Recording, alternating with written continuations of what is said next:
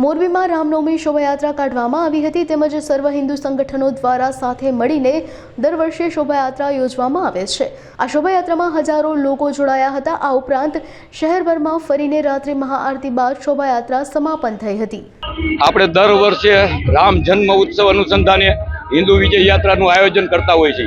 એવી જ રીતે જે 6/4/2025 રવિવારના રોજ ભવ્ય અને દિવ્ય સનાતન હિન્દુ સમાજ દ્વારા એક શોભાયાત્રાનું આયોજન કર્યું છે અને રામ જન્મ ઉત્સવ ભવ્ય અને દિવ્ય ઘર ઘરમાં ઉજવાય અને આ રામ જન્મ ઉત્સવ અનુસંધાને સર્કિટ હાઉસથી ચાલુ થઈને જે મોરબીના રાજમાર્ગો ઉપર ફરીને દરબારગઢ રામ મહેલ મંદિરે ભવ્ય અને દિવ્ય મહાઆરતી કરીને પૂર્ણ કરવામાં આવશે।